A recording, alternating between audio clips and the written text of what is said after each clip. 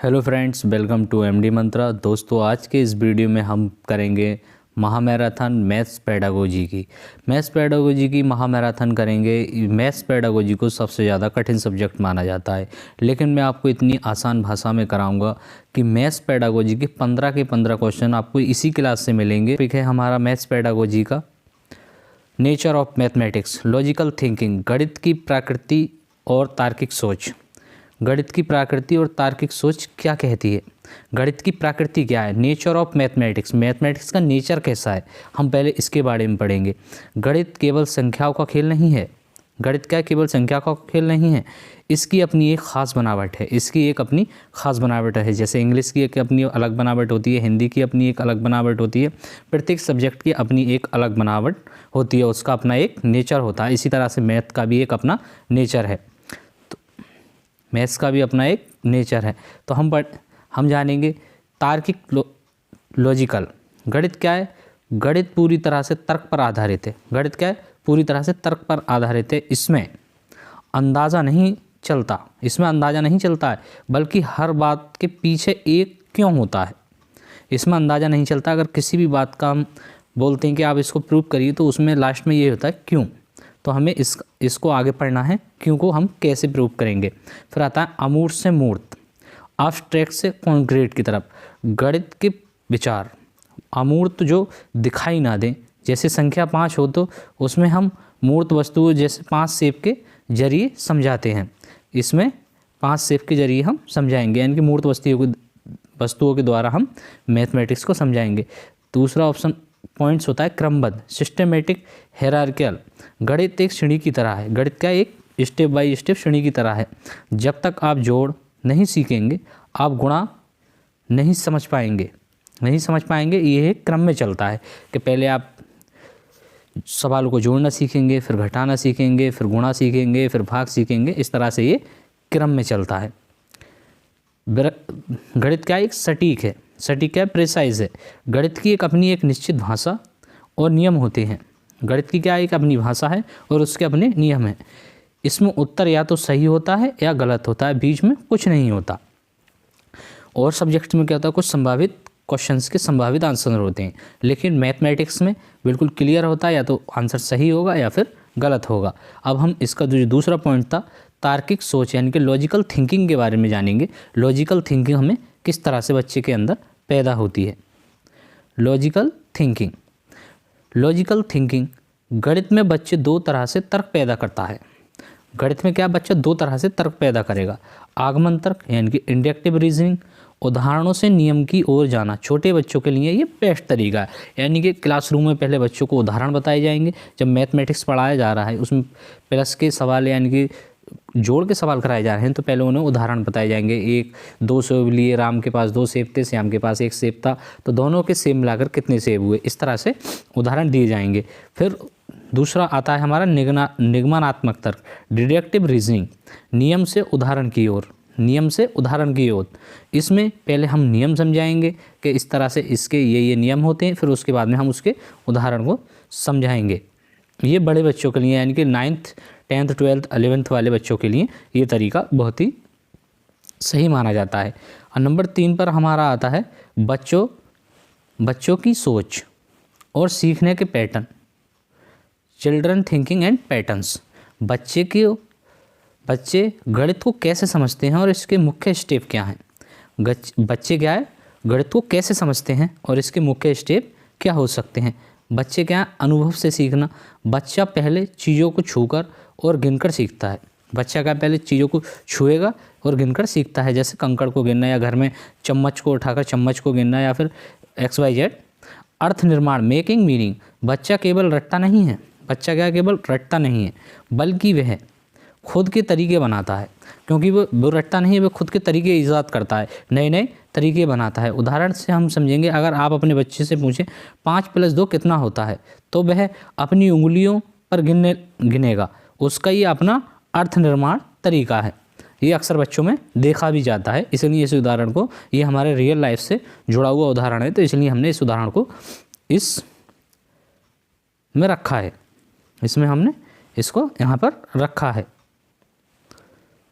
आगे आता है हमारा रणनीतियाँ। इसके लिए हमारी क्या रणनीतियाँ हो सकती हैं? रणनीतियाँ स्ट्रेटजीज क्या हैं? बच्चे सवाल हल करने के लिए अलग अलग रास्ते अपनाते हैं। जैसे कुछ बच्चे 9+6 को 10+15 बनाकर जल्दी हल कर लेते हैं, यानी कि हर किसी का अपना तरीका है। कोई बच्चा तो 9+6 = 15 जोड़ देता है, कोई 10+15 जोड़ देता है, कोई बच्चा 5+5 यानी कि 5+5+5+1 इस तरह से इसको जोड़ देता है। तो ये कितना होता है 9+6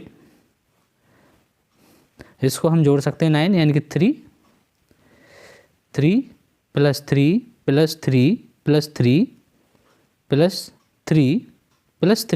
यानी कि हम 3 को 5 बार लिखेंगे तो ये हो जाएगा हमारा 5 × 15। तो इस तरह से हम इसको जोड़ सकते हैं। चलिए अब क्लास की अगली ओर चलते हैं। हम जितने भी चीज़ें हमने जानी हैं अब हम उनको उदाहरण के समक्ष समझेंगे कि हम उदाहरण में इसको किस तरह से समझ सकते हैं। मान लीजिए आपके पास आप एक बच्चे को आयत रेक्टेंगल के बारे में पढ़ा रहे हैं। अब क्लासरूम में हैं, आप एक रेक्टेंगल के बारे में पढ़ा रहे हैं, तो उसकी प्रकृति क्या होगी? आप उसे बताएंगे कि आयत के आमने सामने की भुजाएं बराबर होती हैं। यह एक तार्किक नियम है। ये क्या एक तार्किक नियम है। इसका लॉजिकल थिंकिंग क्या है? बच्चा अपने आसपास की चीज़ों को देखेगा, जैसे उनका लंच बॉक्स, मोबाइल, तर्क करेगा कि हाँ इसकी भी आमने सामने की साइड्स बराबर हैं, तो क्या आयत है? तो टीचर्स बताएगा इसके मेकिंग क्या होगी। मेकिंग ये होगी, मेकिंग मीन बच्चा जब खुद से माचिस की तीलियों से आयत बनाएगा तब वह उसका अर्थ समझेगा। जब बच्चा क्या है माचिस की तीलियों से इसको बनाएगा तो उसका अर्थ वह बच्चा समझ जाएगा। एग्ज़ाम पॉइंट ऑफ व्यू से जो आपको क्वेश्चंस जो आएंगे उसमें आपको बहुत ही ज़्यादा मदद करने वाला है, क्योंकि अगर आपसे कोई क्वेश्चंस पूछा जाता है तो उत्तर हमेशा होगा तार्किक, लॉजिकल होना चाहिए। उत्तर अगर किसी भी क्वेश्चंस का आप आंसर दे रहे हैं तो उसका आंसर लॉजिकल होना चाहिए, पदानुक्रमित, हायरार्किकल और अमूर्त, एब्स्ट्रैक्ट होना चाहिए। इन 3 चीज़ों को आपको ध्यान रखना है, जिससे आपका पेडागोजी का जो आंसर है वो बहुत सही हो जाए। अब हम देखते हैं जीन पियाजे क्या कहते हैं। जीन पियाजे और गणितीय सोच। पियाजे का मानना था कि बच्चा जैसे जैसे बड़ा होता है, जीन पियाजे ने आपने CDP में पढ़ा क्या उसकी 4 स्टेजेस होती हैं। Sensory motor stage, pre operational, concrete और फॉर्मल स्टेज के बारे में पढ़ा, जिसमें पहले में 0 से 2 वर्ष उम्र होती है, दूसरे में 2 से 7 वर्ष होती है, एक में 7 से 11 होती है, फिर 12 से इस तरह से उम्र होती है। उनके 3 गणित के लिए उनके 3 विचार सबसे खास हैं। क्या बताया उनने?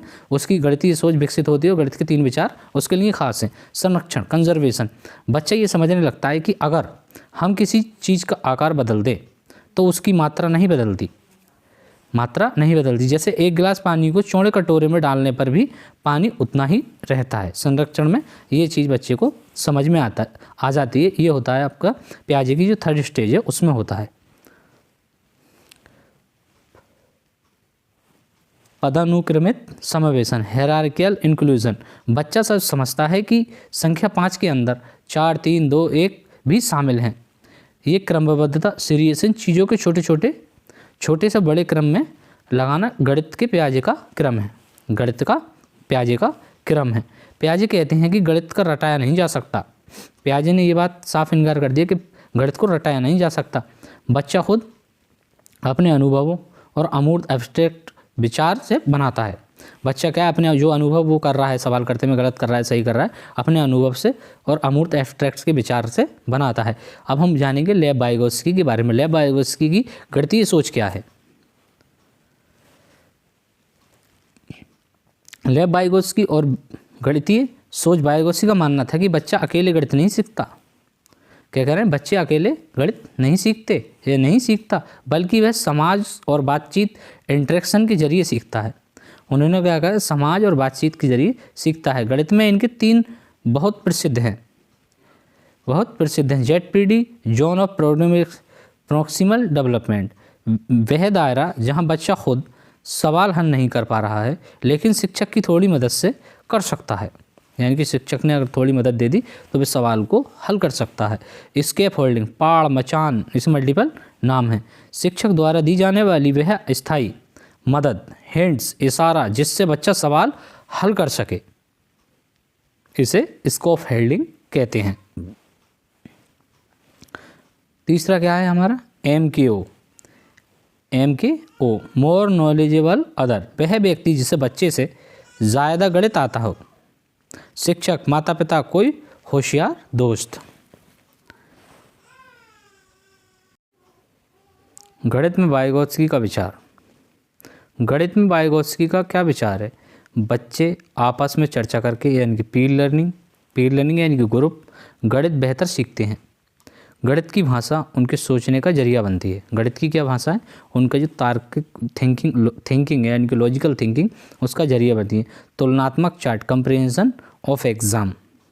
उदाहरण के बारे में हम समझेंगे। उदाहरण क्या है? जीन पियाजे बच्चा गिनती सीख रहा है तो जीन पियाजे कहेंगे कि उसके ब्लॉक या कंकड़ खुद गिनने दो ताकि उसके दिमाग में संख्या का कॉन्सेप्ट बने। जीन पियाजे ये बात कहेंगे। वाइगोत्स्की कहते हैं बच्चा अगर 15 + 17 नहीं जोड़ पा रहा है तो शिक्षक उसे हिंट देगा, पहले 10 + 10 जोड़ेगा, फिर बाकी जोड़ना या स्कैफोल्डिंग कहलाता है, ये पियाजे कहेंगे। अब हम वैन हेले के बारे में पढ़ेंगे। वैन हेले से हर बार सीटेट में एक क्वेश्चन जरूर ही पूछा जाता है और ये क्वेश्चन आपका बहुत ही फ्री का होता है कि मैं आपको बहुत ही आसान भाषा में इस चीज़ को समझा दूंगा, जिससे आप इनको सीखकर अपना मैथ्स पेडागोजी का जो इस चैप्टर से यानी कि इस वैन हेले थ्योरी से जो एक क्वेश्चन आएगा आप उसको बिल्कुल सही से कर लेंगे। दोस्तों, अगर वीडियो आपको पसंद आ रहा हो तो वीडियो को लाइक करके चैनल को सब्सक्राइब कर देना और कमेंट सेक्शन में कमेंट तो ज़रूर ही करना कि आपको वीडियो कैसा लगा या फिर आपको किस पॉइंट्स पर मुझे क्या इम्प्रूव करना चाहिए इसके बारे में भी बताना। तो वैन हेले का ज्यामितीय विचार, वैन हेले स्टेजेस ऑफ ज्योमेट्रिक थॉट्स, इसके बारे में जानेंगे। वैन हेले ने बताया कि बच्चे ज्यामितीय या आकृतियों शेप्स को किस तरह सीखते हैं। इसके 5 स्तर यानी कि 5 लेवल्स हैं। पहला जो स्तर है वो 0 स्तर है। क्या है? 0 स्तर। चाक्षुषीकरण यानी कि विजुअलाइजेशन। आपको इंग्लिश पर ज़्यादा ध्यान देना है कि आपको इंग्लिश को ज़्यादा ध्यान में रखना है, क्योंकि चाक्षुषीकरण की जगह कुछ और भी हिंदी में लिखा आ सकता है। तो विजुअलाइजेशन, सिर्फ विजुअलाइजेशन ही लिखा हुआ आएगा। बच्चा आकृतियों को उनके दिखने के आधार पर पहचानता है। बच्चा जो है उनकी जो आकृतियाँ जो भी हैं, ट्राइंगल है, स्क्वायर है, जो भी है उसके आधार पर पहचानता है। उदाहरण के बारे में जानेंगे। बच्चा रोटी को देखकर कहता है ये गोल है। समोसे को देखकर ही कहता है कि ये त्रिभुज है। समोसे को देखकर क्या कहता है? ये त्रिभुज है। यानी कि वह आकृति को देखकर बता देगा कि ये गोल है, ये त्रिभुज है, ये क्या है? आयत है, ये क्या है? ये स्क्वायर है। इस तरह से बच्चे को चाक्षुषीकरण यानी कि विजुअलाइजेशन में आकृति का पता लग जाता है। सिर्फ और सिर्फ आकृति का पता लगता है बच्चे को इसमें, इससे ज़्यादा कुछ नहीं। अब स्तर नंबर 2 आता है हमारा, जो स्तर नंबर 1 है। यानी कि पहला स्तर 0 स्तर है, दूसरा स्तर यानी कि पहला स्तर है। पहला स्तर क्या है? विश्लेषण, एनालिसिस। बच्चा आकृतियों के गुणों, प्रॉपर्टीज़ को समझने लगता है। यानी कि बच्चा क्या आकृतियों के जो गुण हैं यानी कि शेप्स जो है उनके गुणों को समझने लगता है। उदाहरण से हम जानेंगे। वह जान जाता है कि वर्ग स्क्वायर की चारों भुजाएं बराबर होती हैं। वर्ग स्क्वायर की चारों भुजाएं क्या होती हैं? बराबर होती हैं। इसी तरह से वो समझ जाता है कि आयत की आमने सामने वाली भुजाएं बराबर होती हैं। यानी कि सर्किल गोल होता है, ट्राइंगल 3 शेप में होता है। इसके बारे में वह जान जाता है। उसकी शेप की जो भुजाएं हैं उनके बारे में वह जान जाता है। अब हम देखेंगे स्तर 2 यानी कि स्तर नंबर 3। वैसे स्तर 2 अनौपचारिक निगमन, इनफॉर्मल डिडक्शन। बच्चा विभिन्न आकृतियों के बीच संबंध बनाना शुरू कर देता है। बच्चा क्या करता है? विभिन्न आकृतियों के बीच संबंध बनाना शुरू कर देता है। उदाहरण से समझेंगे। सभी वर्ग आयत रेक्टेंगल भी होते हैं। वो बच्चा क्या कहता है? जितने भी वर्ग हैं वो रेक्टेंगल होते हैं। ये बात तो सही है, जो वर्ग हैं वो रेक्टेंगल होंगे, लेकिन सभी रेक्टेंगल वर्ग नहीं होंगे। स्तर 3 हम जानेंगे औपचारिक निगमन, अनौपचारिक निगमन, औपचारिक निगमन यानी कि फॉर्मल डिडक्शन। बच्चा प्रमेय, थ्योरम्स को सिद्ध करना और सूत्रों को समझना शुरू कर देता है। इसमें क्या करता है बच्चा? सूत्रों को समझना शुरू कर देता है। हमारा चौथा स्तर क्या है? चौथा स्तर है दृढ़ता राइगर। ये कॉलेज लेवल का गणित है। ये क्या है? कॉलेज लेवल का गणित है, जहाँ बच्चा अमूर्त प्रणालियों पर काम करता है, जो दिखाई नहीं देती, इन पर ये बच्चा काम करता है। आपको अगर लेवल 1 यानी कि 1 to 5 का एग्ज़ाम दे रहे हैं तो आपके लिए 3 ही लेवल काफ़ी हैं, यानी कि लेवल 0, लेवल 1, लेवल 2 यही काफ़ी है। ये लेवल जो लेवल 2 का एग्ज़ाम होता है बाकी जो उसमें आते हैं। अब जोल्टन डाइन्स का सिद्धांत है, Zoltan Dienes theory of learning mathematics, इसके बारे में जानेंगे क्योंकि जोल्टन डाइन्स से भी एक क्वेश्चन ज़रूर पूछा जाता है। तो चलिए अब इसके बारे में भी जान लेते हैं। डेन्स का मानना था कि गणित को खेल और गतिविधियों के जरिए सीखना चाहिए। उन्होंने सीखने के 6 चरण स्टेजेस बताई। जोल्टन डाइन्स ने क्या करा, उन्होंने कहा कि गतिविधियों के द्वारा मैथमेटिक्स को सिखाना चाहिए, खेल के द्वारा सिखाना चाहिए। तो चरण के लिए क्या कहा उन्होंने, 6 स्टेजेस होती हैं। दोस्तों अगर आपको पसंद आ रहा हो तो वीडियो को लाइक करके चैनल को सब्सक्राइब कर देना और कमेंट सेक्शन में एक प्यारा सा कमेंट जरूर करके जाना है। तो हम इसके बारे में भी आगे जानते हैं कि जोल्टन डाइन्स ने क्या कहा जोल्टन डाइन्स ने। मुक्त खेल, फ्री प्ले, बच्चा बिना किसी नियम के गणितीय वस्तुओं जैसे ब्लॉक्स के साथ खेलता है। बच्चे का जो मुक्त प्ले है, इनकी फ्री प्ले है, बच्चा बिना किसी नियम के गणितीय वस्तुओं जैसे ब्लॉक्स के साथ खेलता है, उसमें कोई बॉन्डिंग नहीं होती, कोई नियम नहीं होता। दूसरा आता है गेम्स, यानी कि खेल। अब बच्चा कुछ नियमों के साथ खेलना शुरू करता है। इसमें पहले में कोई नियम नहीं थे, दूसरे में क्या हुआ, गेम्स में कुछ नियमों के साथ खेलना शुरू करता है, यानी कुछ नियम बना दिए जाते हैं। जैसे क्रिकेट में वाइट बॉल जाएगी तो 1 रन होगा, यानी कि 9 बॉल जाएगी तो उस बॉल को जो ओवर की 6 बॉल होती है उसमें काउंट नहीं किया जाएगा।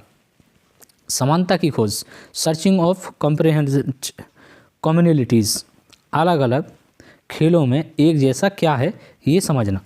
समानता की खोज करने लगता है तीसरे स्टेज में, बच्चे की अलग अलग खेलों में क्या क्या समानता होती है, इसके बारे में जानने लगता है। प्रस्तुतिकरण, रिप्रेजेंटेशन, खेल के अनुभव को चित्र या मैप के जरिए दिखाना।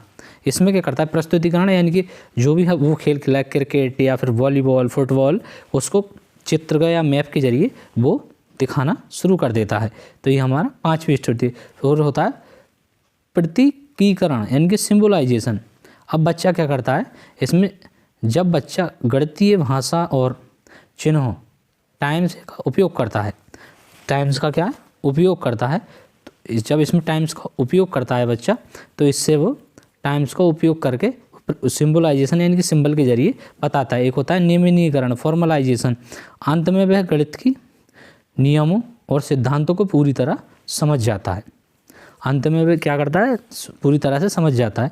डाइन्स ब्लॉक्स, MAB ब्लॉक्स, इन्होंने एक खास टूल दिया जिसे डीन्स ब्लॉक कहते हैं, जो स्थान मान यानी कि प्लेस वैल्यू सिखाने के लिए दुनिया का सबसे अच्छा टूल माना जाता है। जोल्टन डाइन्स, इससे ये क्वेश्चन पूछा जाता है आप फेस वैल्यू और प्लेस वैल्यू के लिए किसका इस्तेमाल कर सकते हैं, तो अब हम बोलेंगे डाइन्स ब्लॉक का इस्तेमाल कर सकते हैं। अगला पॉइंट्स क्या है हमारा, पाठ्यक्रम में गणित का स्थान। पाठ्यक्रम में गणित का place of mathematics in curriculum, place of mathematics in curriculum. किसी भी स्कूल के सिलेबस कैरिकुलम में गणित को क्यों रखा जाता है और इसकी क्या जगह है, इसे इन स्टेप्स में समझा जा सकता है। इन्हें क्या है, इन स्टेप्स में, इसकी मल्टीपल स्टेप्स हैं, इनमें समझा जा सकता है।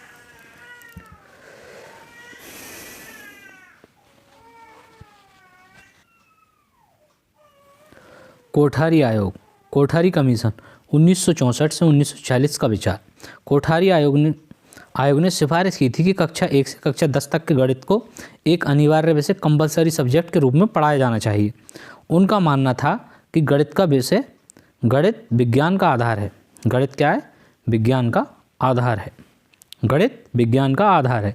उन्होंने बी पॉइंट्स क्या दिया था, गणित को पाठ्यक्रम में रखने का मुख्य कारण मैथ्स से है। भाई मैथ्स को क्यों रखा गया, उन्होंने वो मैथमेटिक्स को, गणित को पहली से 10वीं क्लास तक कंपलसरी क्यों किया गया, उन्होंने कुछ पॉइंट्स दिए। बौद्धिक विकास, क्या कहा, बौद्धिक विकास यानी कि इंटेलेक्चुअल डेवलपमेंट, ये है बच्चों के दिमाग को अनुशासित करता है, यानी कि अनुशासित करता है और उनमें सोचने समझने की शक्ति को बढ़ाता है, यानी कि क्रिटिकल थिंकिंग यानी कि लॉजिकल थिंकिंग की जो पावर है उसको बढ़ाता है। अनुशासित करता है यानी कि इधर उधर की बात नहीं करते हैं, बहुत अच्छी से फैक्ट पर अपनी बात करते हैं। दैनिक जीवन की उपयोगिता, बिना गणित के साधारण जीवन जीना जैसे खरीदारी, समय देना मुश्किल है। यानी कि हम बाज़ार जाते हैं, किसी सामान को हम खरीदते हैं, ये कितने पैसे का है, चीनी 20 रुपये किलो है, हमने आधी किलो चीनी ली तो वो 10 रुपये की हुई। तो इसमें हमारा गणित का जो हमारे दैनिक जीवन में बहुत ज़्यादा उपयोग है। तो इसीलिए दैनिक जीवन की उपयोगिता। अन्य विषयों के आधार पर भौतिक विज्ञान, फिजिक्स, रसायन विज्ञान, केमिस्ट्री यानी कि भूगोल और यहाँ तक कि अर्थशास्त्र समझने के लिए भी गणित जरूरी है। अन्य विषयों के का आधार यही है कि भौतिक विज्ञान में आपको जब न्यूमेरिकल करेंगे या किसी की भी चीज़ का प्रूव करेंगे तो वहाँ पर मैथमेटिक्स की ज़रूरत पड़ेगी। रसायन विज्ञान, उसमें भी आपको मैथमेटिक्स की ज़रूरत पड़ेगी। अर्थशास्त्र समझने के लिए भी मैथमेटिक्स की ज़रूरत पड़ेगी। पॉइंट सी आता है एनसीएफ 2005 के अनुसार गणित का स्थान। एनसीएफ 2005 से क्वेश्चंस ऐसे समझिए, आपको 100% एक क्वेश्चंस आपको मैथमेटिक्स में, हिंदी पेडागोजी में, मैथमेटिक्स पेडागोजी में, ईवीएस पेडागोजी में, चाइल्ड डेवलपमेंट पेडागोजी यानी कि सीडीपी में, सब में एनसीएफ 2005, 2020, एनईपी 2020, एनईपी 2022 का एक क्वेश्चंस आपको ज़रूर मिलने वाला है। यानी कि एनसीएफ से लगभग 3 से 4 क्वेश्चंस आते हैं। एनसीएफ क्या कहता है कि गणित को पाठ्यक्रम में इसलिए होना चाहिए ताकि बच्चे का गणितीयकरण, मैथमेटाइजेशन हो सके। इन्होंने आगे क्या कहा है एनसीएफ 2005 में, नैरो एम, संकीर्ण लक्ष्य, केवल रोजगार पाने के लिए अंकगणित सीखना है जैसे हिसाब किताब, मापन। हाइगर एम्स, उच्च लक्ष्य क्या हो सकते हैं, बच्चे के अंदर छिपी हुई शक्तियों का विकास करना ताकि वह तर्क कर सके और अमूर्त अब्स्ट्रैक्ट सोच विकसित कर सके। यानी कि अच्छे से सोचेगा तो वो किसी भी नई चीज़ का इनोवेशन कर सकता है।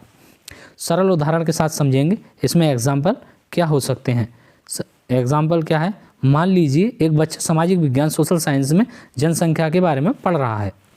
किसके बारे में पढ़ रहा है, जनसंख्या के। अगर उसे गणित की समझ है तो वो प्लेस ऑफ मैथ्स, तो वहाँ पे डाटा आंकड़ों को देखकर समझ पाएगा कि जनसंख्या बढ़ रही है या घट रही है। जहाँ गणित ने सिर्फ एक विषय के रूप में नहीं बल्कि दूसरे विषयों को भी समझने के हथियार यानी कि टूल्स के रूप में काम किया है। इसलिए ऐसे सभी विज्ञानों के प्रवेश द्वार कुंजी कहा जाता है। यानी कि विज्ञानों के प्रवेश द्वार का कुंजी कहा जाता है। देखो, अगर इस टॉपिक से रिलेटेड जो परीक्षा में क्वेश्चंस पूछे जाएंगे तो उसके लिए महत्वपूर्ण बातें, जो पॉइंट्स हैं वो आपको याद रखने। गणित की भाषा, गणित की भाषा क्या है, सार्वभौमिक यानी कि यूनिवर्सल होती है। गणित की भाषा यूनिवर्सल होती है। गणित का स्वरूप यह रेखिक लीनियर नहीं है। गणित का जो स्वरूप है वो लीनियर नहीं है बल्कि सर्पिल यानी कि स्पाइरल है। मतलब आप जो कक्षा 2 में सीखते हैं वही आधार बनकर कक्षा 3 में काम आता है। इनके स्पाइरल है इस तरह से, कभी ज़्यादा कभी कम, कभी ज़्यादा कभी कम, इस तरह से है। जिस तरह हम आपस में बात करने के लिए हिंदी अंग्रेजी का इस्तेमाल करते हैं वैसे ही गणित अपनी एक विशिष्ट भाषा, गणित की अपनी एक विशिष्ट भाषा होती है। इसे समझना बहुत ज़रूरी है क्योंकि गणित की सवाल हल करने से पहले उसकी भाषा को डिकोड करना पड़ता है। उसकी भाषा को क्या करना पड़ता है जी, डिकोड करना पड़ता है। गणित की भाषा के मुख्य अंग हैं, गणित की भाषा के मुख्य कंपोनेंट्स हैं। गणित की भाषा के मुख्य रूप से 5 चीज़ों से मिलकर बनी होती है। गणित की जो भाषा है वो 5 चीज़ों से मिलकर बनी होती है। अब हम इसके बारे में जानेंगे। पहला है हमारा पद यानी कि टर्म। जैसे उसमें क्या हो सकता है, लाभ, हानि, क्षेत्रफल, आयत, चर, वेरिएबल, अचर, कांस्टेंट यानी कि अचर को कांस्टेंट कहते हैं। प्रत्यय, अवधारणाएं, कॉन्सेप्ट्स, जैसे त्रिभुज क्या है, प्रतिशत का मतलब क्या है, स्क्वायर क्या है, रेक्टेंगल क्या है। अभी जैसे प्राइम नंबर है, होल नंबर है, ये क्या है इसके बारे में ये समझ देता है। सिद्धांतों प्रिंसिपल, जैसे पाइथागोरस प्रमेय या क्रमः नियम, कम्यूटेटिव लॉ, इसके बारे में जानना। जैसे चिन्ह संकेत सिंबल, जैसे plus, minus, times, angle, delta, pi, therefore, because. गणित की ये हमारे 5 पॉइंट्स थे जो हमने जाने कि गणित की प्रकृति क्या है। फिर हम जानेंगे गणित की भाषा की विशेषताएं। गणित की भाषा की विशेषताओं के बारे में हम जानते हैं। पहली है सटीकता, प्रिसिशन। गणित की भाषा बहुत सटीक होती है। गणित की भाषा एक बिल्कुल सटीक होती है, इसमें कोई कन्फ्यूजन नहीं होता। जैसे और सब्जेक्ट में भाषा में थोड़ा बहुत कन्फ्यूजन होता है लेकिन इसमें कोई कन्फ्यूजन नहीं होता। अगर लिखा है x = 5 तो उसका मतलब सिर्फ 5 ही है। उसका मतलब क्या, सिर्फ 5 ही। x बराबर अगर मैंने 10 लिख दिया तो इसका मतलब क्या हो जाएगा, x = 10 ही हो जाएगा। इसकी कॉन्शियसनेस, बड़ी बड़ी बातों को छोटे छोटे संकेतों में लिखा जा सकता है, यानी कि बड़ी बड़ी बातों को छोटे संकेतों में लिखा जा सकता है। उदाहरण से हम समझेंगे कि 5 को 3 में जोड़कर 8 प्राप्त होता है की जगह हम सीधे 5 + 3 = 8 कर देते हैं। या फिर ऐसे समझेंगे, हमने मान लिया कि 5 + 4 को जोड़कर 9 प्राप्त होता है, तो यहाँ पर लिखा हुआ होगा, उसको हम संक्षेप में कर देंगे। सार्वभौमिकता, यूनिवर्सलिटी, गणित की भाषा पूरी दुनिया में एक समान, यानी कि 2 + 2 = 4 भारत में होगी और अमेरिका में भी यही होगी, दुनिया के किसी भी देश में इस सेम 2 + 2 4 ही होंगे। बच्चों को गणित की भाषा सिखाने का सही क्रम ELPS बहुत ही महत्वपूर्ण है। क्या है ELPS? ELPS के बारे में हम जानेंगे, क्योंकि ELPS से भी हमारा सीटेट एग्ज़ाम में क्वेश्चंस बन जाता है। दोस्तों, अगर आप वीडियो में यहाँ तक आ गए तो वीडियो के साथ बने रहना है और वीडियो को लाइक करके चैनल को सब्सक्राइब कर देना और एक प्यारा सा कमेंट सेक्शन में ज़रूर लिख कर जाना है। अब हम जानेंगे NCF के अनुसार बच्चों को सीधे सूत्र नहीं रटाने चाहिए, बल्कि इस क्रम में सिखाना चाहिए। NCF 2005 जो है, उन्होंने बताया कि बच्चों को सीधे सूत्र नहीं रटाने, उन्होंने एक क्रम दिया जिसके अनुसार बच्चों को सिखाना चाहिए। एक्सपीरियंस, अनुभव। पहले बच्चों को ठोस चीज़ें दें, जैसे 3 टॉफ़ी, 2 टॉफ़ी या फिर XYZ, 2 चॉकलेट, 3 चॉकलेट। तो इससे क्या है, ये ठोस वस्तुएँ हैं, तो इनसे बच्चा यानी कि मूर्त चीज़ों से एक्सपीरियंस करेगा, अनुभव करेगा। फिर आएगा लैंग्वेज, यानी कि भाषा, EL यानी कि एक्सपीरियंस, लैंग्वेज। फिर उसे बोलकर समझाएं। 3 और 2 मिलकर 5 हुए, 3 और 2 मिलकर 5 हुए, 5 और 2 मिलकर 7 हुए, इस तरह से हमें समझाना है। तीसरा आता है पिक्चर्स, यानी कि चित्र। पहले हमें एक्सपीरियंस कराना है, फिर हमें लैंग्वेज का इस्तेमाल करना है, फिर हमें पिक्चर दिखानी है, फिर कापी में उसके चित्र बनाएं। हमें उनके चित्र बनाकर बच्चे को दिखाने हैं। फिर हमें देना है सिंबल्स, चिन्ह। सबसे आखिर में उस चिन्ह 3 + 2 = 5 होता है। सरल उदाहरण एग्जाम्पल के लिए हम समझेंगे। मान लीजिए एक शब्द समस्या, वर्ड प्रॉब्लम है। राम के पास 10 आम थे, उसने 4 शाम को दे दिए। अब कितने आम बचे? तो कितने आम बचेंगे? यहाँ बच्चा हिंदी की भाषा से गणितीय भाषा में अनुवाद करता है। दे दिए या कम हो गए, दे दिए का मतलब कम हो गए, गणितीय अनुवाद है। घटाव, कितने बचे मतलब बराबर, यानी कि गणितीय 10 - 4 = 6 आम उसके पास बचे। इस तरह से बच्चा सीखेगा। फिर आता है कम्युनिटी मैथमेटिक्स, सामुदायिक गणित। हम सामुदायिक गणित के बारे में जानेंगे। इससे भी हमारे जो एग्ज़ाम है, सीटेट एग्ज़ाम है, उसमें क्वेश्चन यहाँ से बन जाता है सीटेट पेडागोजी में। तो आप हम इसको जानेंगे। और दोस्तों, ये जो मैं सीटेट महामैराथन करा रहा हूँ, इसके बाद में 1-2 सब्जेक्ट की महामैराथन पेडागोजी की और बची है। फिर उसके बाद में हम डेली 90 नंबर की क्लास किया करेंगे, जिसमें 30 नंबर की CDP हुआ करेगी। 30 नंबर की क्या है, CDP, और 15 नंबर की हिंदी पेडागोजी, इंग्लिश पेडागोजी और मैथ पेडागोजी और क्या EBS पेडागोजी। इसको मैं इस तरह से 90 नंबर कंप्लीट हर रोज़ आपको 90 सवाल कराया करूँगा। इसमें सबसे ज़्यादा जो हमारे बच्चों के गलत सवाल होते हैं वो पेडागोजी में ही गलत होते हैं। तो हम पेडागोजी को बहुत अच्छे से मजबूत करेंगे और जो आपका सीटेट एग्ज़ाम है वो 100+ मार्क के साथ क्वालिफाई हो जाएगा। तो चलिए देखते हैं क्या पढ़ रहे थे हम। कम्युनिटी मैथमेटिक्स, सामुदायिक गणित। वह गणित जो हम स्कूल की किताबों के बाहर अपने समाज, घर, बाजार और त्योहारों में इस्तेमाल करते हैं। गणित सिर्फ क्लासरूम का विषय नहीं, बल्कि ये हमारे समुदाय का एक अभिन्न हिस्सा है। गणित क्या है, किताबों या क्लासरूम का ही नहीं, ये हमारे दैनिक जीवन में भी बहुत ज़्यादा महत्वपूर्ण है। सामुदायिक गणित के मुख्य पहलू क्या हैं? सामुदायिक गणित के मुख्य पहलू दैनिक जीवन में उपयोग। दैनिक जीवन में पहला उपयोग है क्या है, सुबह उठने से लेकर सोने तक हम गणित का उपयोग करते हैं। जैसे समय देना, दूध का हिसाब करना, बाजार जाना, सब्जी लेना, खरीदना या बस का किराया देना, एक्स्ट्रा। फिर उसके बाद में आता है संस्कृति का महत्व। हमारे रीति रिवाजों में, कलाओं में भी गणित छिपा है। जैसे हम रंगोली बनाना, सिमेट्री और पैटर्न्स पर हम रंगोली बनाते हैं। त्योहार पर पकवानों का माप करना या घरों की बनावट या सजावट करना, इसको क्या है, हम संस्कृति कहते हैं। आर्थिक गतिविधियों में समुदाय के में होने वाले लेन देन, बैंकिंग, बचत, ब्याज, व्यापार पूरी तरह गणित पर टिके हैं। क्या आर्थिक विभाग पूरी तरह गणित पर टिके। एक अनपढ़ दुकानदार भी बहुत तेज़ी से हिसाब कर लेता है। इसे हम अनौपचारिक गणित कहते हैं। इसे हम क्या कहते हैं, अनौपचारिक गणित कहते हैं। व्यवसायों में गणित हर पेशे पेशे का अपना गणित होता है। जैसे एग्जाम्पल से जान लेते हैं हम। दर्जी कपड़े की माप और कटिंग के लिए ज्योमेट्री का उपयोग करता है। मिस्त्री दीवार सीधी बनाने के लिए कोणों एंगल्स का ज्ञान करता है। किसान फार्मर्स बीज की मात्रा और ज़मीन के क्षेत्रफल के हिसाब से डालता है। ये हमारे दैनिक जीवन से जुड़े सभी उदाहरण हैं। अब हम नेपोलियन के बारे में जानेंगे। नेपोलियन का प्रसिद्ध कथन क्या था? गणित की उन्नति और सुधार राज्य की समृद्धि से जुड़ा है। ये अक्सर परीक्षा में पूछा जाता है। ये कथन और विकास किसका है? तो आपको बताना है नेपोलियन का है। एक टीचर के तौर पर आपको गणित के समुदाय से जोड़कर पढ़ाना चाहिए। गणित के समुदाय से जोड़कर पढ़ाना चाहिए। कैसे पढ़ा सकते हैं? क्षेत्र भ्रमण, फील्ड ट्रिप, बच्चों को बैंक या बाजार ले जाकर वास्तविक हिसाब दिखाना चाहिए। घरेलू अनुभव, बच्चों के घर के खर्चों या बिजली के बिल पर चर्चा करनी चाहिए। बच्चों से क्या है, उनके घर के जो खर्चे हो रहे हैं उसका हिसाब बनाकर उन्हें उसके बारे में बताना चाहिए। जो बिजली बिल है उस पर चर्चा करनी चाहिए। इस बार हमारा बिल इतना आया, पिछले महीने में इतना आया था। इस तरह के उदाहरणों का यूज़ करना चाहिए। उदाहरणों के साथ समझने के लिए हम किस तरह से इसको समझते हैं।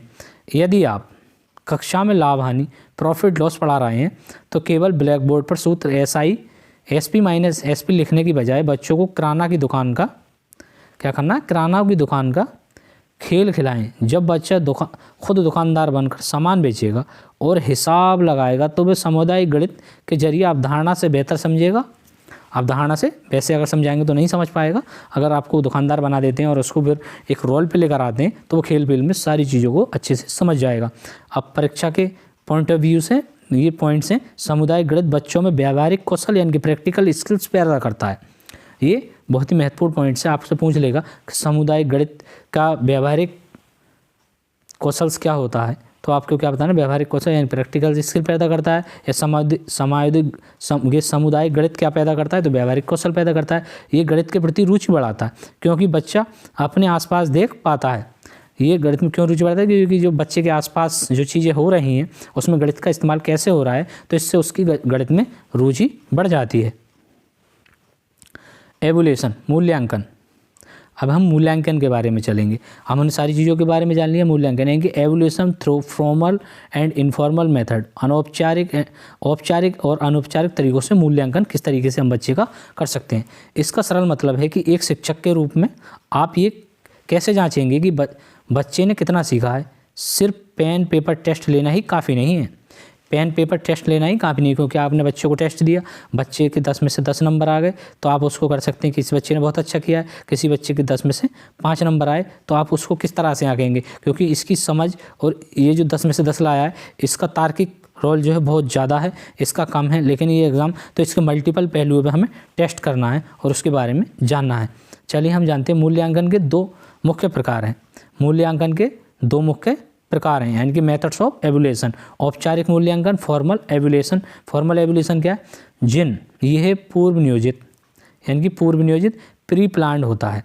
इसमें नियम, समय और स्थान तय होता है, यानी कि समय, नियम, स्थान तय होता है। मान लीजिए जैसे किसी क्लास के किसी स्टूडेंट के एग्ज़ाम हो रहे हैं तो उसमें टाइम भी फिक्स होगा, उसमें डेट भी फिक्स होगी, उसमें क्लासरूम किस दिन होना है वो भी फिक्स होगा। यानी कि उदाहरण से समझेंगे वार्षिक परीक्षा, final exam, unit test, quiz. उद्देश्य ग्रेड देना, रैंक बताना या अगली कक्षा में प्रमोट करना, ये उद्देश्य हो सकते हैं बच्चे के। अनौपचारिक मूल्यांकन, इनफॉर्मल एवोल्यूशन, ये बिना किसी पूर्व सूचना के किया जाता है। ये इससे पहले कोई सूचना नहीं दी जाएगी, ये तो अपने आप ही सडन किया जाएगा, जिसमें शिक्षक पढ़ाते समय ही बच्चों को ऑब्जर्व करता है, यानी कि बच्चों को पढ़ा रहा है तो वो सभी बच्चों पर ध्यान देता है, उन्हें सबको ऑब्जर्व करता है। उदाहरण से हम समझेंगे, कक्षा में प्रश्न पूछना, बच्चे के काम का निरीक्षण करना, खेल खेल में चर्चा करना, यानी कि बच्चे के काम का निरीक्षण करना और खेल खेल में वो टीचर्स जो बच्चे से चर्चा करेगा। उद्देश्य बच्चे को सीखने की कमियां तुरंत पहचानना। जब इसमें उद्देश्य क्या होगा, हमारा अनौपचारिक जो एवोल्यूशन होगा, इसमें बच्चे की सीखने की कमियां जो हैं, बच्चा कहाँ पर कमी कर रहा है सीखने में, तो उसके बारे में जानना होगा और उसको तुरंत सुधारना होगा। फिर आता है सतत और व्यापक मूल्यांकन, यानी कि CCE, continuous and comprehensive evolution. NCF और शिक्षा के अधिकार RTE के तहत ट्रिपल CCE का सबसे ज़्यादा जोर दिया गया। CCE पर सबसे ज़्यादा जोर दिया गया है NCF 2005 और RTE एजुकेशन 2020 में। क्या जोर दिया गया? सतत कंटिन्यूअस मूल्यांकन पूरे साल चलना चाहिए, ना कि सिर्फ साल के अंत में। यानी कि कंटिन्यूअस जो है पूरे साल के अंत में जो एग्ज़ाम होते हैं उसी में नहीं होना है। बच्चे को जिस टाइम हम पढ़ा रहे हैं उस टाइम भी, पढ़ाने के दौरान भी हमें ये करना है। व्यापक यानी कि कंप्रहेंसिव, बच्चे के केवल पढ़ाई स्कॉलिस्टिक ही नहीं बल्कि खेल, कला, व्यवहार और को स्कॉलिस्ट की भी जांच करनी चाहिए। इसकी हमें क्या जांच करनी या जांच होनी चाहिए। फिर आता है हमारा मूल्यांकन के महत्वपूर्ण उपकरण, असेसमेंट टूल्स। गणित में बच्चों को जांचने के लिए कुछ खास टूल्स इस्तेमाल होते हैं। बच्चों में गणित को जांचने के लिए कुछ खास टूल्स का इस्तेमाल किया जाता है, हम इसके बारे में जानेंगे। क्या क्या टूल्स हैं हमारे? पोर्टफोलियो, बच्चे के साल भर के श्रेष्ठ कार्यों का एक फोल्डर या संग्रह बनाया जाएगा। संग्रह क्या? जैसे मान लो बच्चा का एडमिशन होता है, फिर वो पूरे साल पढ़ता है, तो उसमें जो भी वो अच्छे या सही या गलत जो भी कार्य करता है उसका एक रजिस्टर बना लिया जाता है, उसे हम क्या कहते हैं? पोर्टफोलियो। चेकलिस्ट, हाँ नहीं में जवाब, जैसे क्या वह जोड़कर पा रहा है, हाँ या नहीं, तो इस तरह के चेकलिस्ट बना सकते हैं कि नहीं कर पा रहा है, हाँ कर पा रहा है। रेटिंग स्केल, रेटिंग स्केल क्या? स्तर बताना, जैसे बहुत अच्छा, औसत, कमज़ोर। यानी कि बहुत अच्छा हो सकता है, औसत है, कमज़ोर है, उसके रेटिंग स्केल से ये पता चल जाएगा कि क्लास में 15 बच्चे हैं, 5 बच्चे तो बहुत अच्छे लेवल पर हैं, यानी कि उनका बहुत अच्छा औसत है, कुछ बच्चे औसत हैं, कुछ बच्चे काफ़ी कमज़ोर हैं, जिनको आप समझाते हैं तो चीज़ें समझ में नहीं आती हैं। फिर आता है एनेक्डोटल रिकॉर्ड। एनेक्डोटल रिकॉर्ड क्या है? बच्चे के व्यवहार की किसी विशेष घटना का लिखित वर्णन करना, बच्चे की किसी घटना का लिखित वर्णन करना। या फिर सीखने के लिए आकलन बनाम सीखने का आकलन की कॉन्सेप्ट्स के बारे में हम जानेंगे। क्या दे रखा है? सीखने के लिए आकलन, असेसमेंट फॉर लर्निंग, ये पढ़ाने के दौरान होता है। असेसमेंट फॉर लर्निंग, ये आपको ये पॉइंट्स ऐसा है जो आपको CDP में Hindi pedagogy, English pedagogy, EBS pedagogy या फिर जो हम पढ़ रहे हैं मैथ्स पेडागोजी, सभी में इसमें से 2 से 3 क्वेश्चंस इस टॉपिक से आते ही आते हैं। तो आपने CDP में समझ लिया है, आपको इस मैथमेटिक्स में समझ लीजिए, सब में तरीका सेम है, सिर्फ लैंग्वेज का फ़र्क होगा। सीखने के लिए असेसमेंट ऑफ लर्निंग, ये पढ़ाने के दौरान होता है। ये क्या होता है? पढ़ाने के दौरान होता है, यानी कि फॉर लर्निंग पढ़ाने के दौरान होता है। इसका उद्देश्य सुधार करना है। इसका उद्देश्य क्या है? सुधार करना है। इसे फॉर्मेटिव असेसमेंट भी कहते हैं। इसे फॉर्मेटिव असेसमेंट भी कहते हैं। सीखने का आकलन, सीखने के लिए आकलन यानी कि असेसमेंट ऑफ फॉर लर्निंग के दौरान, ये किसके दौरान होता है? पढ़ाने के दौरान होता है। सीखने के दौरान क्या होता है? असेसमेंट ऑफ लर्निंग, ये कोर्स ख़त्म होने के बाद होता है। इसका उद्देश्य रिजल्ट देना है। असेसमेंट ऑफ लर्निंग यानी कि साल के अंत में होगा, जब हमारा रिजल्ट आएगा, यानी कि लास्ट में हमारा एनुअल एग्ज़ाम होगा, उस हमारा उद्देश्य क्या रहेगा? इसमें बच्चे को रिजल्ट देना है। Image comparing formative assessment versus summative assessment. अब हमने इनको दोनों को समझ लिया, assessment for learning, assessment of learning, यानी कि असेसमेंट ऑफ लर्निंग को हम समेटिव भी कहते हैं। उदाहरण के साथ हमें समझने के लिए क्या करना है? मान लीजिए आप कक्षा में घटाव सब्सट्रैक्शन सिखा रहे हैं, यानी कि घटा के सवाल सिखा रहे हैं। अगर आप पढ़ाते पढ़ाते बच्चे से पूछे कि 10 में से 3 गए तो कितने बचे, तो ये अनौपचारिक फॉर्मेटिव मूल्यांकन होगा, यानी कि पढ़ाते पढ़ाते समय ही इस सवाल को पूछना है। अगर आप महीने के अंत में इसका लिखित टेस्ट लेते हैं तो वो औपचारिक यानी कि समेटिव मूल्यांकन है। यानी कि महीने के लास्ट में अगर मालूम कर रहे हैं, आपको एक टेस्ट देते हैं, मंथली टेस्ट स्कूल में होते हैं, तो ये समेटिव मूल्यांकन होगा। परीक्षा के लिए महत्वपूर्ण बिंदु, यानी कि ये बहुत महत्वपूर्ण टॉपिक है, यानी कि महत्वपूर्ण पॉइंट्स हैं, इनको हमें बहुत ध्यान रखना है। मूल्यांकन का असली उद्देश्य बच्चों को पास फेल करना नहीं, बल्कि शिक्षण प्रक्रिया में सुधार करना है। मूल्यांकन का उद्देश्य क्या है? बच्चों को पास फेल करना बिल्कुल नहीं है, उनकी शिक्षण प्रक्रिया में सुधार करना है। गणित में स्वयं मूल्यांकन यानी कि सेल्फ असेसमेंट को भी बढ़ावा दिया जाना चाहिए, जब बच्चा खुद अपनी गलती पकड़े ये देना चाहिए। प्रॉब्लम्स ऑफ टीचिंग, शिक्षण की समस्याएं। प्रॉब्लम्स ऑफ टीचिंग, शिक्षण की समस्याएं। एक शिक्षक के रूप में जब आप गणित पढ़ाते हैं तो सिर्फ सिलेबस पूरा करना नहीं चुनौती होती, बल्कि कई व्यावहारिक समस्याएं सामने आती हैं। इन्हें समझना इसीलिए ज़रूरी है ताकि आप एक बेहतर शिक्षक बन सकें। क्या है, आप एक बेहतर शिक्षक बन सकें। गणित शिक्षण की मुख्य समस्याएं क्या हैं, हम इसके बारे में जानेंगे। यहाँ से भी आपको भ्रांति, चिंता, डर, यहाँ से आपको एक क्वेश्चन ज़रूर मिलने वाला है, तो हम इसको भी पढ़ लेते हैं। यानी कि गणित का डर और चिंता, मैथमेटिक्स एंजाइटी क्या है? ज़्यादातर बच्चों में गणित को लेकर एक अनजाना डर होता है।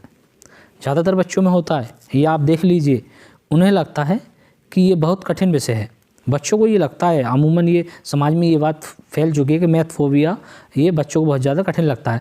इस डर के कारण वे सीखने से पहले ही हार मान लेते हैं। इस डर के कारण बच्चे सीखने से पहले ही हार मान लेते हैं। हालांकि ऐसा नहीं करना चाहिए, बच्चों को नहीं करना चाहिए, उसको सीखना चाहिए। और मैथमेटिक्स बहुत सरल सब्जेक्ट है, हिंदी इंग्लिश से भी ज़्यादा सरल है अगर आप इसको थोड़ा केयरफुली और थोड़ा अच्छे से समझते हैं तब। पाठ्यक्रम की अधिकता, ओवरलोडेड कैरिकुलम। स्कूलों में अक्सर सिलेबस इतना ज़्यादा होता है कि शिक्षक का पूरा ध्यान सिर्फ उसे ख़त्म करने पर रहता है, जिससे बच्चों में कॉन्सेप्ट क्लियर नहीं हो पाते। हाँ, ये चीज़ होती है क्योंकि स्कूल्स में इतना ज़्यादा सिलेबस बच्चे को दे दिया जाता है और टीचर्स को दे दिया जाता है कि आपको इस सिलेबस को कंप्लीट करना है, तो जिससे वो कॉन्सेप्ट तो क्लियर नहीं कर पाता है और वो अपना जो कैरिकुलम है उसको पूरा करा देता है। तो ये भी एक प्रॉब्लम्स है। अब हम नेक्स्ट प्रॉब्लम के बारे में, शिक्षण विधियों की कमी, लॉक ऑफ टीचिंग मेथड्स। अगर शिक्षक केवल चॉक और टॉक यानी कि ब्लैक बोर्ड विधि का उपयोग करता है और बच्चों का प्रयोग एक्टिविटीज़ करने का मौका नहीं देता है, यानी कि बच्चों का एक्टिविटी करने का मौका नहीं था, तो वह गणित उबाऊ बोरिंग लगने लगता है। यानी कि बच्चों को आप बोर्ड पर पढ़ाए जा रहे हैं, ये हमने बोर्ड ले लिया, बोर्ड पर लगातार पढ़ाए जा रहे हैं, तो बच्चा इसमें बोरिंग होने लगेगा। बच्चों को एक्टिव लर्निंग करानी है, क्योंकि बच्चे को एक्टिव यानी कि लर्निंग बाय डूइंग के जरिए सिखाएंगे, आपको उसको एक्टिविटीज़ कराएंगे, उसको खेल कराएंगे, उसको बच्चों का एक ग्रुप बनाकर उसके जरिए सिखाएंगे, तो बच्चा उसमें बोर नहीं होगा और अच्छे से सीखेगा। ये हमारे शिक्षण विधियों की कमी है। व्यक्तिगत भिन्नता, इंडिविजुअल डिफरेंसेस के बारे में हम जानेंगे। क्या है हमारा इंडिविजुअल डिफरेंसेस? व्यक्तिगत भिन्नता। एक ही क्लास में कुछ बच्चे बहुत तेज होते हैं और कुछ बच्चों को समझने में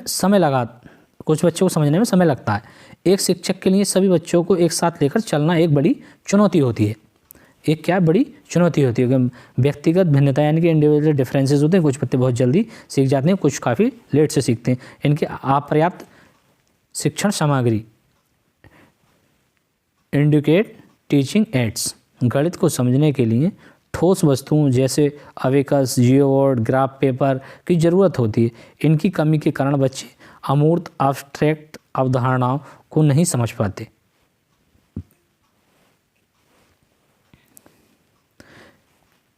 इन समस्याओं के पीछे के कारण है रटने पर जोर। जब बच्चों को सूत्र रटने के लिए मजबूर किया जाता है तो वे गणित का तर्क नहीं समझ पाते।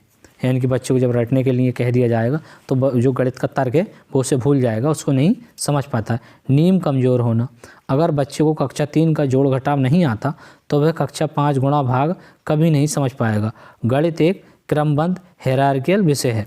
गणित क्या है? क्रमबद्ध विषय है। इसमें क्रम से ही सारी चीज़ें चलती हैं। पहले आपको जोड़ घटाव आना चाहिए, फिर गुणा और भाग आएगा। तो ये नीम बच्चे की कमज़ोर होती है, तब ये चीज़ नहीं सीख पाता है। रुचि की कमी थी। जब बच्चे को ये समझ नहीं आता कि वह जो पढ़ रहा है उसका असल जीवन में क्या काम है, तो उसकी रुचि खत्म हो जाती है। क्योंकि टीचर्स को ये चाहिए कि जब बच्चे को मैथ पढ़ा रहा है तो उसके जो घर में जो उसके रियल लाइफ में, जो उसके डेली लाइफ में जो यूज़ हो रहे हैं, जैसे वो मान लीजिए आप स्कूल 2 किलोमीटर पढ़ने जाता है तो वहाँ पर वो बच्चा किराया देता है, तो उसका रियल लाइफ में यूज़ जोड़ और घटा का यूज़ हुआ। इसी तरह से जब बच्चे को रियल लाइफ से जुड़े एग्जाम्पल दिए जाएंगे तो बच्चे की समझ में आएगा और उसकी रुचि भी बढ़ेगी। यहीं से रुचि की कमी हो जाती है। इसके समाधान क्या क्या हो सकते हैं, अब हम इनके समाधान के बारे में जानेंगे। सॉल्यूशन, गणित का खेल, मैथ्स गेम्स, पहेलियाँ और खेलों के माध्यम से डर को दूर करा जा सकता है। यानी कि पहेलियाँ बनाई जाएँ गणित के रिगार्डिंग, उसके रिगार्डिंग खेल किए जाएँ। जैसे पहेलियाँ बनाई जाएँ 9 2 11 होना, इस तरह से ये मुहावरे हैं। या फिर खेलों के माध्यम से, यानी कि खेलों के माध्यम से मल्टीपल खेल कराए जा सकते हैं, यानी कि 5 बंदे इधर हो जाते हैं, 5 बंदे इधर हो जाते हैं, फिर 2 बंदे उधर चले जाते हैं, इस तरह के खेल बन सकते हैं। यानी कि दृश्य श्रव्य सामग्री, ऑडियो विजुअल एड्स, यानी कि चार्ट और मॉडल और टेक्नोलॉजी का उपयोग करके बच्चे को सिखाया जा सकता है। बच्चे के अनुभव को महत्व देना, उसे ये महसूस कराना है कि उसकी रोज़मर्रा की भाषा और गणित आपस में जुड़े हैं। बच्चे को इस चीज़ का अनुभव कराना है कि उसकी जो भाषा है और उसकी जो रोज़मर्रा की ज़िंदगी है उसमें गणित का कितना अहम रोल है। क्योंकि बच्चा जब चीज़ लेने जाता है तो उसको ये बताना है कि आप दुकान पे चीज़ लेने जाते हैं, आपके पापा ने उसको 10 रुपये दिए, आप 5 रुपये की चीज़ लेकर आए तो आपके पास कितने रुपये बचे? 5 रुपये बचे। तो इस तरह से आप डेली लाइफ से जुड़े एग्जाम्पल ये दे सकते हैं।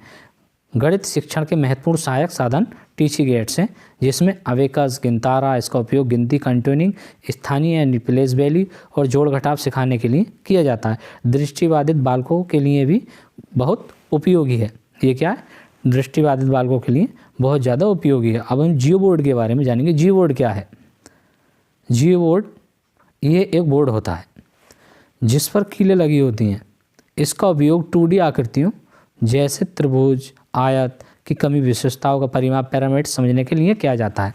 आपको मैं बताता हूँ जियो बोर्ड क्या होता है। इस तरह से एक बोर्ड होता है, उसमें ये इस तरह से ये कीलें लगी होती हैं। कीलें लगी होती हैं तो आपको ये इसमें क्या सिखाया जाता है, जैसे ये कीलें हैं तो यहाँ पर एक रबड़ लगा दी जाती है और इस वाली कीलों से यहाँ पर एक रबड़ लगा दी जाती है। इस तरह से हमारा त्रिभुज बन जाता है। इसमें इस तरह से हम स्क्वायर बना सकते हैं। तो इसी के रिगार्डिंग इसमें सिखाया जाता है। ग्राफ पेपर, ग्राफ पेपर पर इसका उपयोग दशमलव, संख्याओं, डेसिमल, तुलना और क्षेत्रफल एरिया को समझाने के लिए किया जाता है। एरिया को समझाने के लिए किया जाता है। डॉट पेपर, डॉट पेपर क्या? आकृतियों की समरूपता, सिमेट्री और परावर्तन, रिफ्लेक्शन सिखाने के लिए किया जाता है। डॉट पेपर का यूज़ किस लिए किया था? आकृतियों की समरूपता, सिमेट्री के लिए भी किया जाता है। 10 ग्राम, ये चीन की एक पुरानी पहेली है जिसमें 7 ज्यामितीय आकृतियाँ होती हैं। कितनी? 7 ज्यामितीय। इसका उपयोग स्थानिक समझ, स्पैटियल अंडरस्टैंडिंग और आकृतियों की पहचानने के लिए होता है। आकृतियों को क्या पहचानने के लिए होता है। डीन्स ब्लॉक्स, डीन्स ब्लॉक्स के बारे में जैसा हमने पहले चर्चा की कि स्थानीय प्लेस वैल्यू और जोड़ घटाव धाई इकाई समझ के लिए ये बेस्ट है। डाइंस ब्लॉक इसके लिए बेस्ट है। शिक्षण समस्याओं का मुख्य कारण शिक्षण विधि का गलत होना है, ना कि बच्चे की बुद्धि। ये बात आपको बहुत ध्यान रखनी है क्योंकि शिक्षण समस्याओं का मुख्य कारण शिक्षण विधि का गलत होना है, ना कि बच्चे की बुद्धि। शिक्षक को एक सुविधाता यानी कि फैसिलिटेटर की भूमिका निभानी चाहिए, फैसिलिटेटर की निभानी चाहिए। परीक्षा के रिगार्डिंग मुख्य पॉइंट्स हैं। त्रुटि विश्लेषण और सीखने पढ़ाने से संबंधित पहलू। शिक्षण शास्त्र यानी कि पेडागोजी में गलतियों और त्रुटियों को नकारात्मक नहीं माना जाता है। यह टॉपिक शिक्षक को समझने में मदद करता है कि बच्चा कहाँ और क्यों अटक रहा है, बच्चा कहाँ और क्यों अटक रहा है। त्रुटि विश्लेषण, एरर ऑफ एनालिसिस क्या है? जब बच्चा कोई गणित का सवाल गलत करता है तो शिक्षक का काम सिर्फ उस पर कांटा टाइम्स लगाना नहीं, बल्कि ये देखना है कि बच्चे ने किस सोच के कारण वह गलती की। इसे ही त्रुटि विश्लेषण कहते हैं। यानी कि मान लीजिए बच्चों को आप एक 5+3 इस तरह से नहीं लिखते, सवाल देते हैं 5 + 3 = 8 होना चाहिए, लेकिन बच्चा इसे इस तरह से हल नहीं करता है। बच्चा 5 और 3 लिख देता है, यानी कि उसको 53 लिख देता है। तो हमें ये सोचना है बच्चे को इकाई, दहाई, सैकड़े का ज्ञान है या नहीं है। तो उसकी किस पर्पज़ से उसने इस सवाल को इस तरह से किया है, उसकी थॉट पर जाना है, जिससे हम उसकी त्रुटि को पकड़ पाएँ और फिर उसको नई सोच विकसित यानी कि न्यू लॉजिकल थिंकिंग का उसके अंदर आविष्कार करेंगे, या फिर मान लीजिए न्यू लॉजिकल थिंकिंग के बारे में बताएंगे, जिससे वो सवाल को सही कर सके। गलतियों के बारे में आधुनिक नज़रिया एनसीएफ का दृष्टिकोण है। गलतियाँ सीखने का हिस्सा हैं। गलतियाँ क्या हैं? सीखने का हिस्सा। ये बात आपको एग्जाम में भी याद रखनी है। गलतियाँ कहीं आएँ तो वो सीखने का हिस्सा होगा। गलतियाँ ये बताती हैं कि बच्चा सोच रहा है। गलती क्या बता रही है? बच्चा सोच रहा है। वे सीखने की प्रक्रिया की एक खिड़की है, यानी कि गलती क्या है? सीखने की प्रक्रिया का एक विंडो है। त्रुटियों का महत्वपूर्ण जानकारी देती हैं। इनसे पता चलता है कि बच्चे ने अवधारणा कॉन्सेप्ट को किस प्रकार समझा। सकारात्मक दृष्टिकोण शिक्षक को गलतियों पर डांटने के बजाय उन्हें चर्चा का विषय बनाना चाहिए। यानी कि शिक्षक, कोई भी बच्चा अगर गलती करता है तो उन्हें डांटना नहीं है, बच्चों को चर्चा का विषय बनाने के, उनके जितने भी दोस्त हैं उसके बारे में बताना है, बोले इसने इस तरह से सवाल किया और ये सवाल गलत हो गया, तो हमें इसको किस तरह से सही करना, उन्हें एक नए कॉन्सेप्ट की समझ देनी है, जिससे ये सकारात्मक दृष्टिकोण होगा। गणित में सामान्य त्रुटियों के प्रकार, टाइप्स ऑफ एरर्स। गणित में क्या क्या सामान्य त्रुटियां हैं? लापरवाही की गलती, केयरलेस एरर्स, जल्दबाजी में प्लस या माइनस संख्या गलत लिख देना, प्लस या माइनस की संख्या को गलत लिख सकते हैं। गणितीय प्रक्रिया की गलती है, प्रोड्यूसरल एरर, सवाल हल करने का तरीका पता है लेकिन स्टेप्स गलत हैं। इनके तरीका तो सही आता है लेकिन स्टेप्स जो हम ले रहे हैं उनको हम गलत कर देते हैं।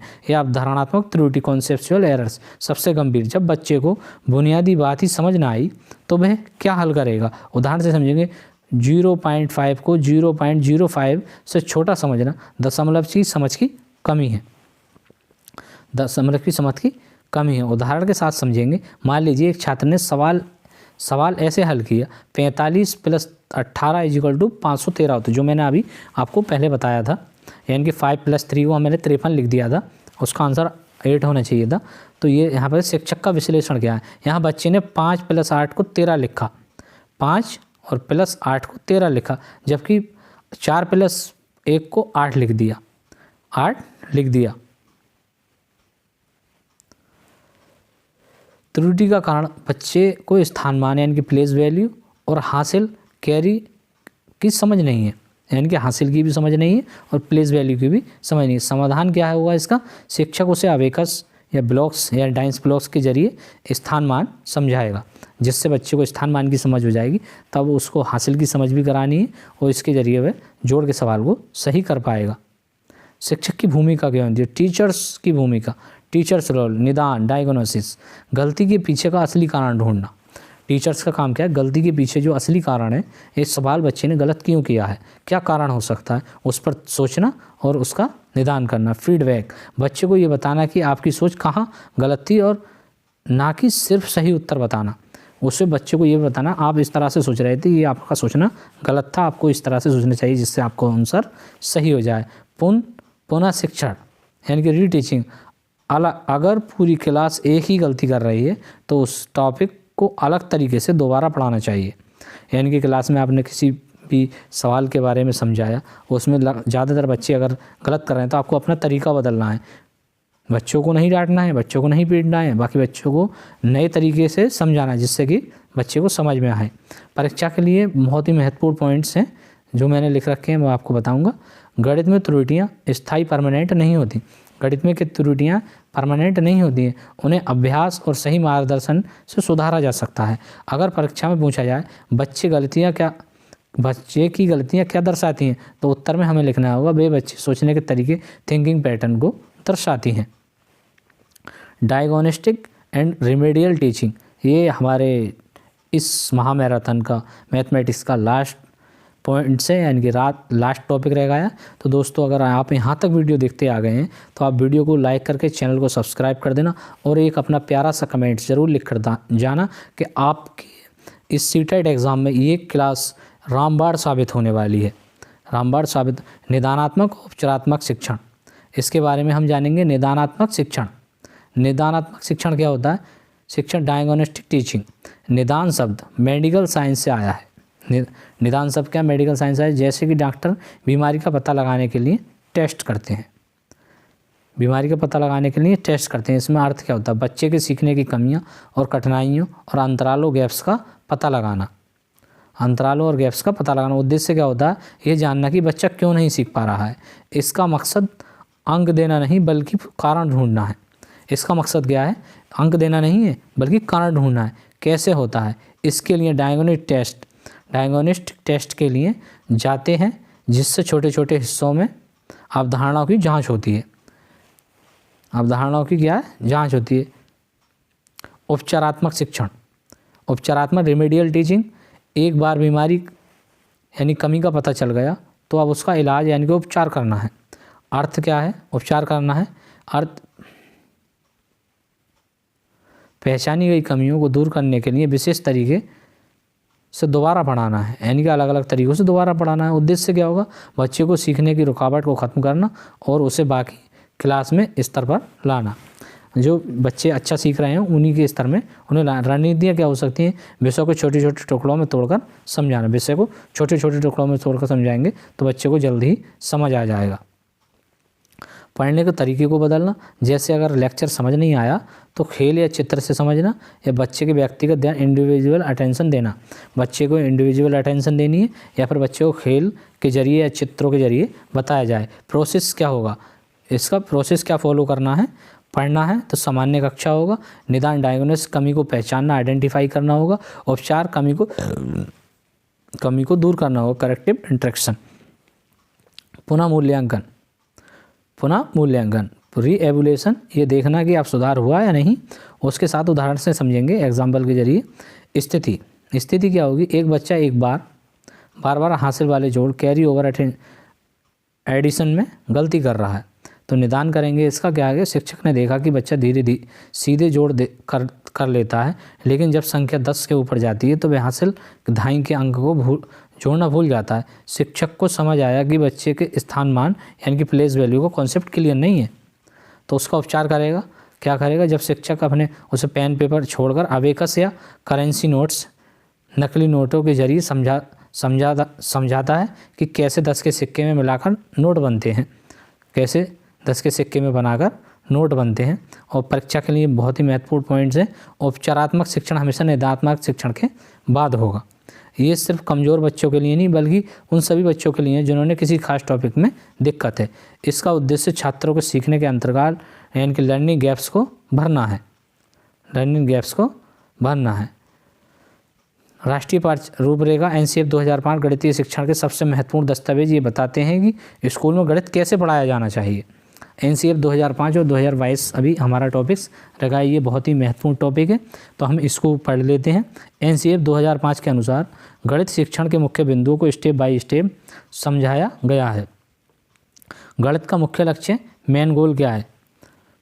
एनसीएफ 2005 कहता है कि गणित की शिक्षा का मुख्य उद्देश्य बच्चे की विचार प्रक्रियाओं को गणितीकरण मैथमेटाइजेशन करना है। इसका मतलब है कि बच्चा हर स्थिति में तर्क करना और तार्किक सोचना सीख जाए।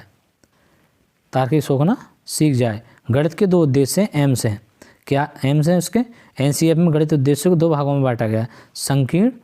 संकीर्ण लक्ष्य यानी कि संक्रियाओं, जोड़ घटाव, माप, दशमलव जैसी क्षमताओं को विकसित करना है यानी कि रोजमर्रा की ज़िंदगी के लिए। उच्च लक्ष्य हाइगर के यहाँ बच्चे के संसाधनों का विकास करना ताकि वो एब्स्ट्रैक्ट यानी कि अमूर्त और सोच सकें, ताकि समस्याओं को हल करने के तरीके जान सकें। गणित शिक्षण मार्गदर्शक सिद्धांत, ग्राउंडिंग प्रिंसिपल, जीवन से जोड़ना, बच्चों की बाहरी दुनिया से जोड़ना है, रटने से मुक्ति दिलानी है और अवधारणा कॉन्सेप्ट को समझाना है। आनंदमयी, गणित को डरावना बनाने की बजाय ऐसा आनंद में बनाना है जिससे बच्चा गणित को अच्छे से सीख जाए। सार्थक समस्याएं, ऐसी समस्याएं हल करना जो बच्चों के जीवन से जुड़ी हो। महत्वाकांक्षी, महत्वपूर्ण सुनना। एनसीएफ के 3 शब्दों में किया गया। महत्वाकांक्षी क्या है, ये केवल सीमित कौशलों को नहीं बल्कि ऊंचे लक्ष्यों, तर्क शक्ति को प्रयास करते हैं। सुसंगत गणित, अलग अलग टॉपिक्स होते हैं जैसे अंक गणित, ज्यामिति आपस में जुड़े होने चाहिए। महत्वपूर्ण क्या है इसका, गणित एक ऐसा है जिससे पढ़ना विद्यार्थियों को जरूरी और दिलचस्प लगे।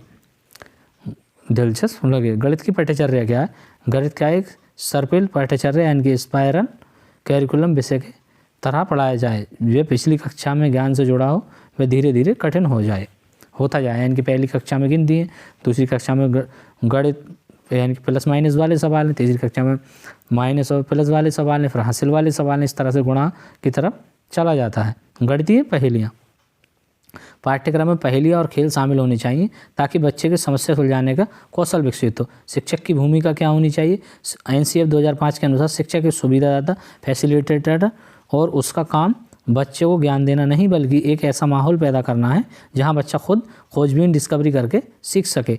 इसको हम एग्जाम्पल के तौर से जानेंगे। क्या दे रखा है, अगर आप आयतन वॉल्यूम पढ़ा रहे हैं तो फॉर्मूला V = 1 टाइम्स ना रटाएं, बल्कि एनसीएफ में बच्चों को अलग अलग आकार के डिब्बों में उनमें रेत या पानी भरकर उनके अनुभव करने दें, ताकि धारिता आयतन क्या होता है, धारिता और आयतन क्या होता है, इससे इसका निष्कर्ष क्या निकालेगा, सार क्या है। गणित डरने के लिए नहीं बल्कि करने के और समझने के लिए है। NCF 2022 national curriculum framework of educational studies of NEP 2020, इसके बारे में जानेंगे। एफएलएन मुख्य फोकस फाउंडेशन लिटरेसी और न्यूमरेसी, एनईपी 2020 और एनसीएफ 2022 का सबसे बड़ा लक्ष्य निपुण भारत के तहत एफएलएन को प्राप्त होता है। यहाँ से आपको एक क्वेश्चन जरूर ही मिल जाएगा, क्योंकि निपुणता से बहुत ज़्यादा क्वेश्चंस हर बार सीटेट एग्जाम में पूछे जाते हैं। लक्ष्य कक्षा 3 पहुँचते पहुँचते हर बच्चा बुनियादी संख्यानात्मक बेसिक मैथ जैसे जोड़ घटाव संख्या पहचान सीख जाता है। कक्षा 1 से कक्षा 3 तक ये चीज़ सीख जाता है। बदलाव क्या होगा, अब केवल वे सिलेबस पूरा करना जरूर नहीं, बल्कि यह सुनिश्चित करना है कि बच्चे का बुनियाद मजबूत हुई कि नहीं हुई, कि वे इन सवालों को हल कर पा रहा है ना। सीखने का क्रम क्या है, ELPS अनुभव से चिन्हों तक। एनसीएफ 2022 गणित सिखाने के लिए एक खास तरीके का सुझाव देता है, जिसे ELSPS कहते हैं। इसको मैंने डिटेल्स में पहले जो हमने गणित की प्रकृति थी वहाँ पर भी इसको हमने एक्सप्लेन किया था। एक है एक्सपीरियंस, ठोस वस्तुओं का कंकड़ खिलौने का अनुभव करना। लैंग्वेज, भाषा अनुभव का अपनी भाषाओं में बोलना। पिक्चर, चित्रों के माध्यम में दिखाना। सिंबल, अंत में प्लस माइनस जैसे चिन्हों का प्रयोग करना। आता है हमारा पंचकोश विकास। एनसीएफ 2022 समग्र विकास की बात करता है। एनसीएफ 2022 के समग्र विकास की बात करता है। गणित केवल विज्ञानाय कोश इंटेलेक्चुअल का हिस्सा नहीं, बल्कि इसे शारीरिक और मानसिक विकास से भी जोड़ा गया है। ये बात खेल पर आधारित शिक्षक यानी कि प्ले बेस्ड पेडागोजी। छोटे बच्चों के लिए गणित को पूरी तरह से खेल में शिक्षा लर्निंग थ्रो प्ले बनाना चाहिए, या शिक्षा लर्निंग बनाना चाहिए। इसमें पहेलियाँ, कहानियाँ, गीतों का उपयोग किया जाता है। उदाहरण, एक मोटा हाथी कविता के जरिए गिनती सिखाना। एनसीएफ 2005 और एनसीएफ 2022 के मुख्य डिफरेंस के बारे में हम जान लेते हैं। डिफरेंस क्या थे, एनसीएफ 2005 के मुख्य क्या था, गणितीकरण करना। इसमें बुनियादी 2022 और 20 में क्या है, बुनियादी साक्षरता का संख्यानात्मक ज्ञान है, इनके एफएलएन। उम्र क्या थी इसमें, कक्षा 1 से 12 तक पर ज़्यादा ध्यान देना है। इसमें 3 से 8 वर्ष के शुरुआती उम्र में विशेष ध्यान देना। मूल्यांकन क्या है, CCC यानी कि सतत मूल्यांकन है। इसमें 360 डिग्री समग्र प्रति कार्ड है, इनको होलिस्टिक प्रोसेस कार्ड है। इनमें तरीका क्या है, ज्ञान का निर्माण। इसमें क्या है, खेल।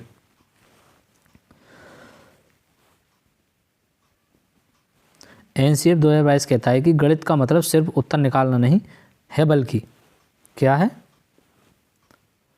पैटर्न को पहचानना है, अनुमान लगाना है, तर्क के साथ अपनी बात कहना है। निष्कर्ष क्या हो सकते हैं, इसके निष्कर्ष के बारे में जान लेते हैं। जहां एनसीएफ 2005 सोच के गणितीकरण की नींव रखी, वहीं एनसीएफ 2022 ने इसे सरल बनाते हुए शुरुआती वर्षों में 3 से 8 साल पर फोकस किया, ताकि बच्चा भविष्य में गणित से डरे नहीं। थैंक्स वाचिंग दिस वीडियो अगर आपने पूरा देख लिया है तो मैं आशा करूँगा आप मैथ्स पेडागोजी में क्या करेंगे, पेडागोजी में 15 से 15 क्वेश्चन एग्ज़ाम में सही कर आएंगे। तो अगर आप वीडियो पूरा देख लें तो आप वीडियो को लाइक करके चैनल को सब्सक्राइब करना और एक प्यारा सा कमेंट्स अपने रिव्यू के तहत ज़रूर देकर जाना। Thank you watching this video.